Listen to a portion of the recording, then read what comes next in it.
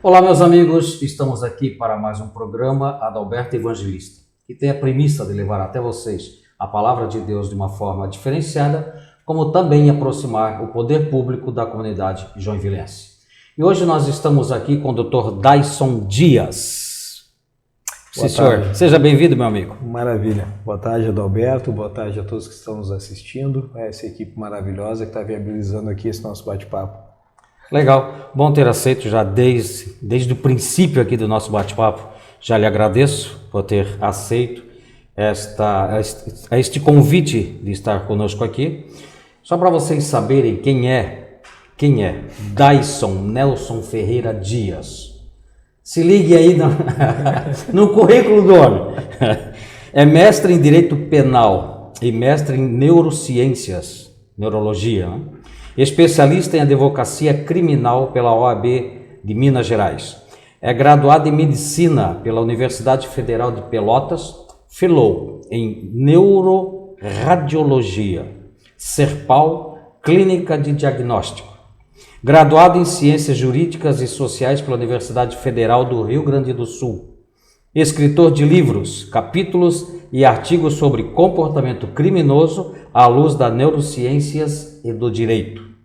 Tem experiência nos seguintes temas: neuroanatomia, patologias neurovasculares, ou patologias neurovasculares, tumores com atividades neuroendócrina, displasias corticais, epilepsia e imagens por tensor de difusão, pessoa com deficiência.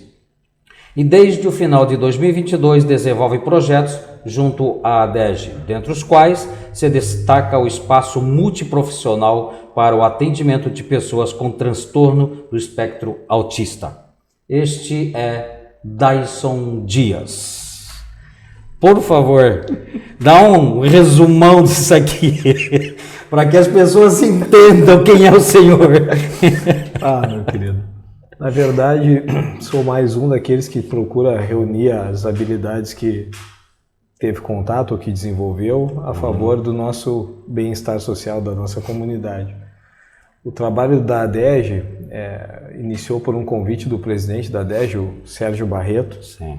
Que estava tentando solucionar um problema de demanda de atendimento médico, atendimento clínico na instituição. A ADEGE tem 41 anos de existência, ela foi fundada em 83 e sempre se dedicou ao atendimento da pessoa com deficiência, em princípio deficiência física, e está sempre atuando em parceria com a PAI, com a AGIDEV, que é a Associação dos Deficientes Visuais, com a APJ, que é a Paralímpica de Joinville, com a AMA, que é uma associação que faz um trabalho maravilhoso em relação ao autista, inclusive com casos graves de autismo que precisam ser institucionalizados. Então, tem toda uma rede dentro do município de colaboração, de trocas de experiência, de aplicações de métodos profissionais para tentar levar um pouco de conforto a essas famílias que muitas vezes acabam tendo a sua própria estrutura afetada pela incidência da deficiência. Então, a minha aproximação da instituição se deu por um convite do presidente em dezembro de 2022 e com a oportunidade, uma vez que ele já tinha alcançado toda a regularidade formal da instituição, digamos assim, os registros junto aos órgãos públicos fiscalizadores, o pagamento, o ajuste das contas e também montando uma equipe multiprofissional. Então a intenção foi colaborar para que a gente pudesse otimizar os recursos, tanto físicos quanto humanos, para expandir um pouco mais a prestação de serviços à comunidade em áreas tão ainda carentes como é o caso do autismo. Certo. O primeiro ponto que nós tocamos aqui dentro do seu currículo é mestre em Direito Penal. O senhor está ativo nessa função ou apenas hoje trabalhando mais o espectro autista? Também ativo nessa função. A minha esposa, a doutora Jéssica Dias, é advogada. Nós temos atuação no âmbito do TRF4, nos 3 estados aqui, Rio Grande do Sul, Santa Catarina e Paraná. E uma série de ações nesse sentido. Então, eu trabalho também como consultor nessa parte do direito mais especializado. Faço parte do núcleo de neurociências da AJURES, que é a Associação da Magistratura do Rio Grande do Sul, então tem uma série de trabalhos vinculados a comportamento humano, explicar o comportamento humano nas suas variações que são variações criminais, digamos assim, né, tipificadas pelo Código Penal, para que a gente tenha uma noção um pouco mais clara de que até que ponto realmente atuou o livre-arbítrio da pessoa, até que ponto atuou condicionantes, sejam químicos, sejam ambientais, esse tipo de matéria. Mantém essa atividade de forma bastante intensa ainda. E a questão médica em si, a questão clínica, também sempre foi objeto de atuação. Já tive, inclusive, na prefeitura de Joinville, logo que vim aqui para o município, eu fiz um processo seletivo aqui, continuo atendendo, tá? Continuo trabalhando intensamente nesse sentido. Na área da saúde clínica? Na área da saúde clínica também. E a neurociências entra nos dois? Aí como é que funciona? Neurociência entra nos dois, é uma conversa bem interessante, porque a neurociências ela tem se desenvolvido como uma área guarda-chuva, né? Uma área para responder questões de pesquisa que as formações tradicionais não conseguiam responder sozinhas. Então, se a gente vai combinar os estudos de neuroimagem, por exemplo, só se conseguiu chegar aos métodos de neuroimagem unindo conhecimentos da física avançada, conhecimentos de matemática avançada e conhecimentos de informática avançada. Então, olha a complexidade e a magia disso. A pessoa, tu tens um equipamento que não toca fisicamente na pessoa, mas capta ondas magnéticas, que transforma num sinal, que por meio de um software, de um modelo matemático é convertido em imagem. Aí a gente tem a ressonância. Então, a neurociência despontou muito nisso, por quê? Porque permitiu que se fizesse uma série de estudos funcionais em que eu aplico um teste no paciente e consigo captar a imagem em vivo da modificação da estrutura cerebral enquanto ele responde a esse teste. E só para fazer um modelo de pesquisa como esse, a gente tem que conhecer bem a ressonância, tem que conhecer bem a questão neuropsicológica, tem que conhecer bem a questão neuroanatômica, para a gente conseguir definir um modelo de pesquisa adequado, captar esses dados, analisar esses dados e chegar à resposta do porquê que a pessoa agiu de uma ou de outra forma. Caramba! E aí que a questão da regulação, a questão das normas, a questão do direito, a questão da rigidez da saúde, da estrutura neuronal da pessoa, se aplica para que a gente possa avançar. E aí consegue-se perceber se ele está sendo realista ou levando para o outro lado, tentando mentir ou tentando... Sabe uma coisa muito interessante, Adalberto? Não tem nada aí. Não, tá tudo... Tá tranquilo. Tá tranquilo. Em princípio está tudo bem.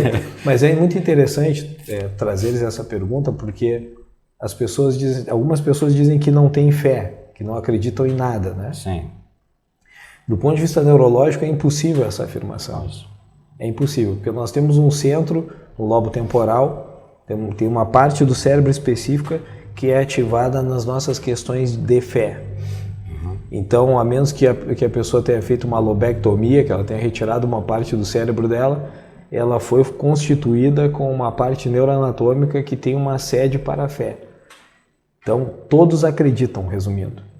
A pessoa, inclusive, quando acredita que não acredita, ela está usando o mecanismo de fé. De fé, entendeu? Sim. Está desviada do caminho, diríamos assim, mas ela ainda assim não consegue negar a própria natureza. Ela se contradiz, né? Se contradiz. Porque ela tem fé naquilo. Não acredito exatamente. em nada. O fato de ela dizer que não acredita em algo que ela também não prova, sim, já é um ato de crença. crença. Tem uma parte específica do cérebro dela que é ativada nesse sentido. E essas coisas têm um interesse muito grande em países como os Estados Unidos, porque esses métodos são utilizados para avaliar exatamente o ponto da tua pergunta. A pessoa está respondendo a verdade, está respondendo algo que realmente aconteceu, ou está dissimulando, está mentindo, está tentando enganar a audiência. Impressionante. Isso hoje em dia já dá para fazer, só que é exatamente nisso que entrou a neurociência. Por quê? Porque esse tipo de estudo, esse tipo de questão de pesquisa, como a gente chama, não poderia ser respondido apenas pelas áreas tradicionais em isolado. Tu tinha que combinar a expertise. Se tu não combinasse a formação, não combinasse os conhecimentos, não tinha know-how suficiente, conhecimento suficiente para avançar e responder essas questões. Show! Caramba! Se for aprofundar aqui, vamos ficar um bom tempo só conversando nisso aqui. Eu tenho também aqui na sua grade de conhecimentos, está como escritor de livros, né? Também capítulos, artigos. O livro, por exemplo, é no mesmo entendimento, é do direito penal, neurociências, direito... Tem das duas áreas e da combinada. Por exemplo, a gente tem uma publicação que é sobre o coronavírus, os impactos do coronavírus, o que é o coronavírus e os impactos dele a partir do ordenamento jurídico brasileiro. Essa foi uma publicação do primeiro semestre de 2020, logo que a gente começou a sofrer os efeitos da pandemia. Tem outros livros que são sobre o comportamento à luz dos conceitos que a gente tem hoje em dia para definir o que seja a sociopatia. Então, no caso da sociopatia, a gente tem um mecanismo de condicionamento cerebral voltado a uma doutrinação que determina a realização de comportamentos por influência. Tá? Isso está em um livro? Isso está em livro, uma tese que a gente publicou em livro. Tá? E bastante aceita, inclusive, pelos tribunais. Os tribunais federais, estaduais, tem sido bastante utilizado. E temos uma outra linha de pesquisa que também combinou com o livro, que está na segunda edição, que é sobre psicopatia. Até para diferenciar o que é a sociopatia e o que é a psicopatia. Então, esses são livros técnicos que combinam o conhecimento de neurociência mais avançada com o conhecimento normativo jurídico penal brasileiro. Mas tem outras publicações também, como publicações em literatura, artigos que são estritamente científicos da medicina, alguns outros do direito. Tem uma variação nesse sentido, de produção nesse sentido. Parabéns. Desde 2022, você já fez um breve relato, né? Foi convidado para estar juntamente ali com o Barreto na ADEG. Até, Barreto, um grande abraço, meu amigo. E você que está nos assistindo, entra lá depois do YouTube, tem um programa exclusivo com o Barreto falando somente sobre a ADEG. Vale a pena assistir, foi muito bacana também, bastante instrutivo e mostrando o que é a ADEG, o que ela faz na cidade de Joinville. Então, tá lá no YouTube, no nosso canal, um bate-papo com Sérgio Barreto, presidente da ADEG. Um grande abraço, queridão. Então, e eu estive, inclusive, lá na inauguração do espaço multiprofissional. E ele estava assim, a mil, né? E o senhor também vi que estava bastante entusiasta com aquela aquisição, com aquela possibilidade. E aquilo ali surgiu na sua cabeça, né? O senhor é o inventor daquilo ali, né? Pois então, fala para nós aí, por favor. Isso é uma experiência interessante, porque a ADEG ela tem essa vocação multiprofissional, né? Então, essa ideia de trabalhar em colaboração, um profissional fazendo uma ação técnica, sempre com um olhar atento para a colaboração do colega dele. E o autismo tem essa grande oportunidade / desafio. Tá? Por quê? Porque o autismo é uma doença que afeta fundamentalmente duas dimensões da cognição, da interação da pessoa com a vida dela e a vida em sociedade. Uma dessas dimensões é a comunicação. Então, a pessoa que está dentro do espectro autista, ela tem uma dificuldade que varia, mas pode chegar a uma dificuldade de não conseguir se comunicar, mas ela tem um impacto nas suas habilidades de comunicação, e isso inclui não apenas falar, mas inclui também compreender o que é dito para ela. Então, existem tecnologias que a gente chama de tecnologias assistivas, que são para fazer o que a literatura hoje nomeia comunicação aumentativa, que quando ainda há elementos da comunicação preservadas na pessoa que está dentro do espectro autista, fazer com que ela consiga potencializar esses elementos e se comunicar melhor. Ou comunicação aumentativa ou comunicação alternativa, que é a comunicação que vai fazer com que, mesmo que ele não tenha nenhum tipo de elemento para comunicar, ele possa usar outros recursos, como símbolos, cores, toques, em sistemas que são tecnológicos, para que a gente possa substituir a comunicação que está ausente. Né? E por que isso é importante? Porque um dos elementos que mais aumenta a ansiedade na pessoa dentro do espectro autista é não conseguir se comunicar. Não conseguir comunicar os elementos que deixam ela mais perturbada, que deixam ela desconfortável ou que revelam aquilo que ela gostaria de expressar, gostaria de comunicar. Como é que será feito isso? Ou como, não sei se já está sendo, como é que isso vai chegar na casa da família? Esse tipo de comunicação. Como essas tecnologias elas são desenvolvidas na imensa maioria fora do Brasil, em modelos ingleses, para a gente validar isso aqui no Brasil, a gente precisa passar por estudos próprios da nossa população. Então, na maioria dos casos, essas tecnologias estão internalizadas ao Brasil por programas de pós-graduação, em psicologia, em psicopedagogia, em educação. Então, esses programas, essas tecnologias foram objetos de estudos em nível de mestrado e de doutorado, validando aqui com a população brasileira, e hoje estão disponíveis. Como é que funciona normalmente? O treinamento é feito em sessões de psicopedagogia, de psicologia, de terapia ocupacional, e a criança começa a desenvolver essa habilidade, começa a aprender. Junto com essas técnicas aplicadas à criança, adolescente e mesmo ao adulto, também se faz isso em relação à família ou, o que na maioria dos casos acaba sendo a situação, aos cuidadores.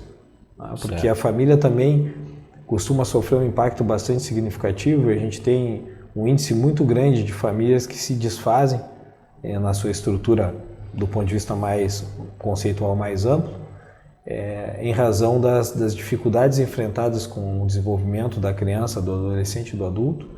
Há muita separação.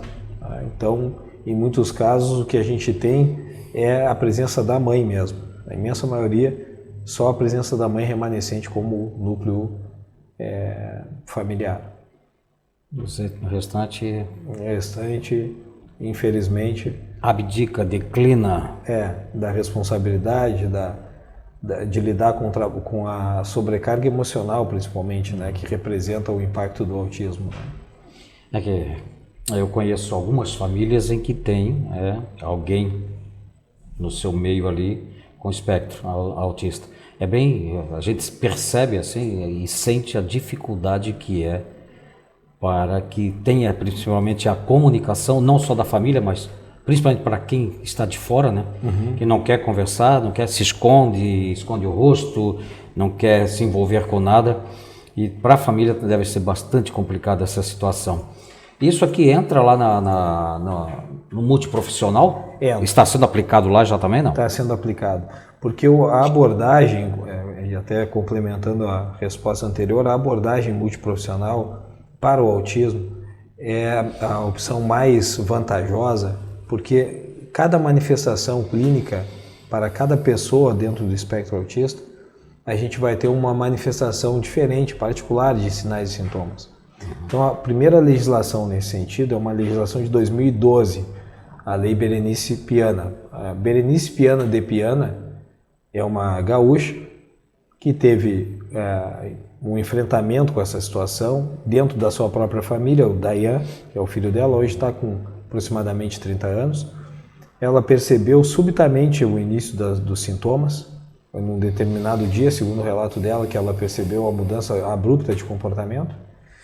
E aí começou a pesquisar, fazer uma série de consultas com o filho para saber o que estava acontecendo com ele. Bom, todo esse caminho de identificação da gravidade do impacto do autismo no filho aumentou a sensibilidade dela e fez com que ela fosse uma das líderes sociais que arregimentou pessoas no Brasil inteiro para escreverem um projeto de lei por iniciativa popular que depois acabou se vertendo no dia 27 de dezembro de 2012 na Lei Berenice de Piana, que é a lei que inclui o autismo como pessoa com deficiência, no seu primeiro artigo. Essa foi a primeira legislação de caráter mais sólido, assim, mais amplo, que a gente teve em defesa das pessoas com deficiência. 3 anos depois disso, em 2015, o Brasil aprova o Estatuto da Pessoa com Deficiência. Mas veja, o Estatuto do Autista, que é o que definia a política pública brasileira para autismo foi 3 anos antes do próprio Estatuto da Pessoa com Deficiência, de um ponto de vista mais amplo. E em 2020 também tivemos uma outra inovação legislativa nesse sentido, na proteção do autista, porque o Marcos Mion tem um filho, que é o Romeu Mion, que também tem autismo. E aí ele fez todo um trabalho para que os autistas pudessem ter uma carteirinha de identificação na forma da lei, para que eles pudessem, em se apresentando aos serviços de natureza pública ou privada, serem reconhecidos como pessoas que tinham aquela necessidade especial e que poderiam ser encaminhados de forma mais célere e mais contemplativa às limitações que eventualmente eles apresentassem. Mas a lei do autismo, ela prevê exatamente que o tratamento se dê a partir de um plano individual de desenvolvimento. Esse plano individual, ele vai fazer uma avaliação de que habilidades são necessárias para estimular o desenvolvimento cognitivo, da comunicação, da interação, do interesse dessa pessoa, seja criança, adolescente ou adulto, e vai implementar os profissionais que têm a expertise, têm a habilidade específica para trabalhar essas habilidades. Por isso que, de acordo com o plano, se avalia em que momento é mais adequado e por que tempo a interação da psicóloga, que momento da terapeuta ocupacional, do próprio serviço social, porque a gente tem que afastar os fatores de confusão, aquelas coisas que às vezes por situação de violência doméstica, situação de alguma vulnerabilidade social, a criança está apresentando uma redução na interação, um processo de se ensimesmar, né? Voltar para dentro da sua própria realidade interna, e que na verdade não tem a ver com autismo, mas tem a ver com uma situação de vulnerabilidade ou de violência que ela está exposta. Então, todas essas avaliações, elas demandam várias expertises, vários conhecimentos técnicos diferentes. Por isso a importância de um espaço que seja multiprofissional, veja a criança, o adolescente ou o adulto de uma maneira mais ampla. A lei já vai direcionando para qual a necessidade maior dele. Exatamente.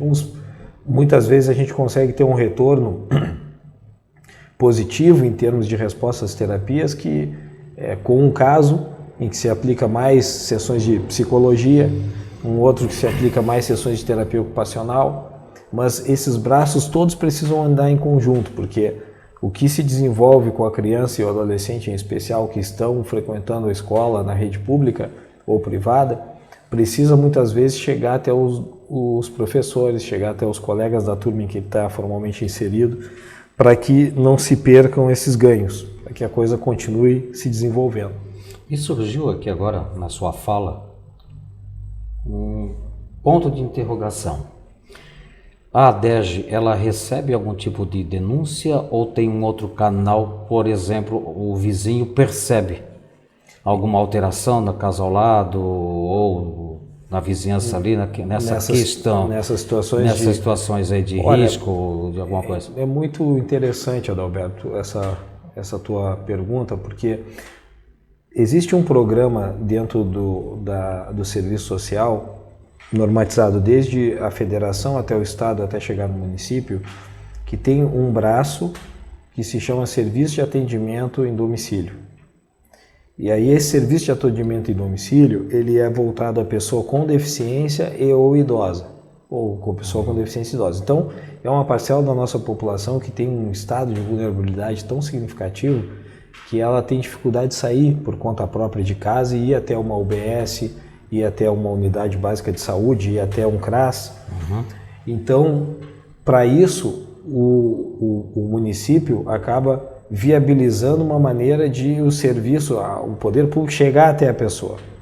A única instituição que faz isso, o único serviço que faz isso em Joinville no momento, é o serviço contratado por intermédio da Secretaria de Assistência Social e a ADEGE.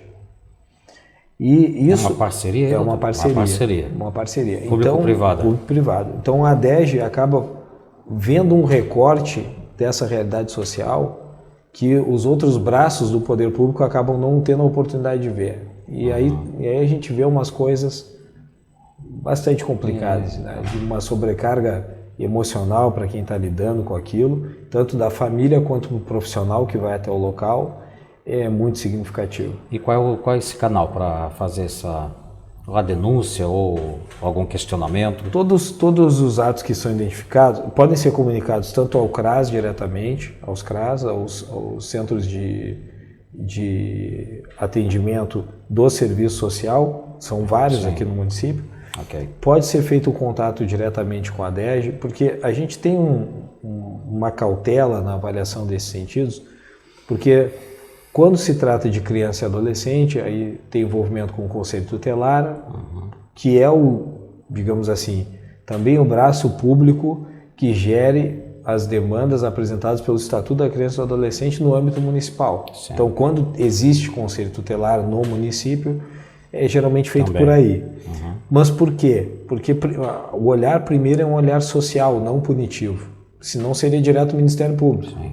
Então, primeiro, a ideia é verificar o que está acontecendo naquele núcleo, quando há um núcleo familiar, o que está acontecendo e de que maneira essas demandas socioassistenciais para diminuir as vulnerabilidades de todas as naturezas podem ser manejadas. Porque mesmo depois de ir ao Ministério Público, o Ministério Público costuma acionar instituições como a DERJ, como o Conselho Tutelar, para que os pareceres, a avaliação adequada do que está acontecendo em termos de impacto social seja feita. Seja feito por eles. Por estes órgãos que repasse para isso, para que o Ministério possa tomar daí as devidas providências, se for o caso. Tem um amparo técnico para tomar a providência, né? Porque senão as questões podem ser mal interpretadas. O canal sempre é esse, então o contato ou com o Conselho Tutelar, especialmente no caso de menores, ou com a própria associação, ou com o CRAS. Existem vários canais para que as pessoas possam alertar para vulnerabilidades dessa natureza. Pode registrar isso lá depois, na hora que deixar tudo certinho lá, chefia. Ok, obrigado. Também, estando lá no dia da inauguração desta sala, eu vi que tem uma outra, até o senhor me mostrou, né, e fez menção dela, o próprio presidente Barreto. Vai ser uma continuidade desta primeira ou será algo diferente lá? O que a DERJ está preparando aquela sala lá que está ficando também muito bacana, está prontinha, só falta colocar a demanda tem superado as expectativas, né? Quando a gente fez uma consulta à comunidade para saber do interesse de ter um espaço multiprofissional, estavam inscritas 20 famílias. Na primeira reunião compareceram 50 famílias e atualmente a DERJ tem atendido 180 famílias, só voltadas a essa questão do espectro autista. Então, o que a gente percebe com isso? Fora as outras deficiências? Não, fora a base ordinária, digamos assim, da DERJ, né? que até esse momento, em grosso modo, eram pessoas idosas. Sim. Com restrições em função da idade, das comorbidades da idade, e pessoas com deficiência física. Né? Físicas. Em muitos casos decorrentes de amputações, mas também decorrentes de acidentes vasculares, de algumas outras doenças degenerativas. Então, o que acontece? Com essa questão do braço, do autismo, e com a abertura do atendimento e o boca a boca tem um poder impressionante, né? Então essas comunidades elas são muito atuantes e muito solidárias entre si, porque as mães, as famílias, né, que para a gente não rotular, porque felizmente tem famílias que o pai permanece, mas as famílias elas acabam buscando entre as próprias famílias meios de prover uma assistência mais adequada para o filho, em referência de quem são os profissionais que conhecem a doença, quem são os profissionais que conhecendo se dedicam e estão mais preocupados em fornecer terapia, sejam medicamentosas ou complementares, que possam trazer melhoria. Então, existe uma rede interligada nesse sentido, uma rede bem significativa. Se a gente for considerar as estatísticas oficiais de pessoa com deficiência, do modo geral, em Joinville nós temos em torno de 26% da população. 26%.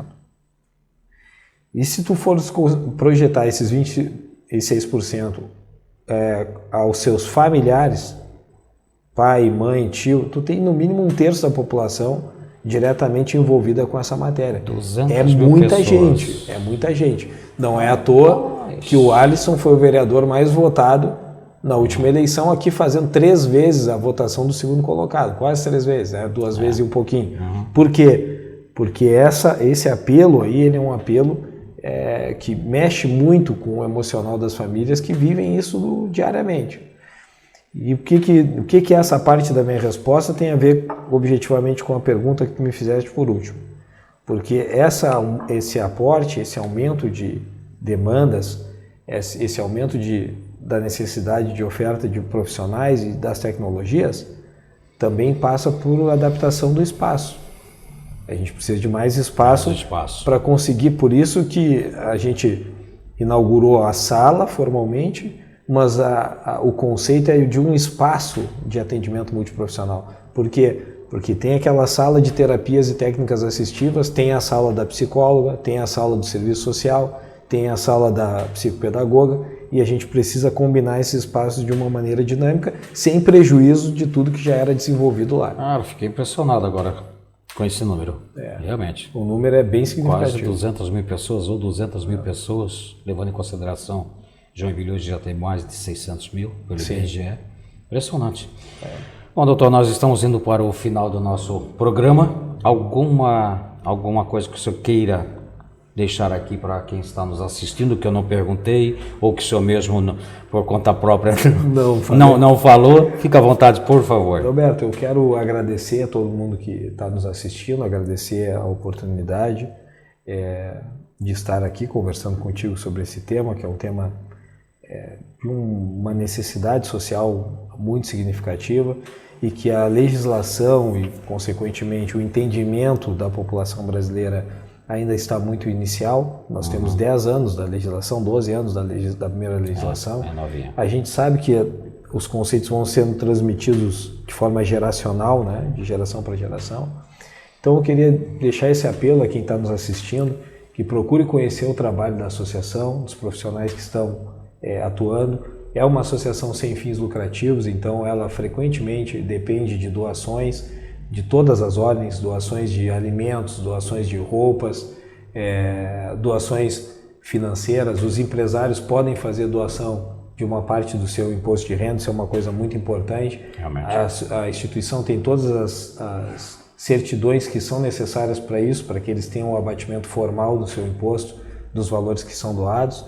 E principalmente para aqueles que saibam de alguém que esteja sendo afetado por uma deficiência, que procure essa rede de suporte, que é bastante amparada também pelos os veículos formais da prefeitura aqui no município e por associações como a AGDEV, a APJ, a AMA, a própria DEG, e que fazem esse trabalho de uma maneira contínua, bastante séria, com bastante profissionais dedicados a essa causa.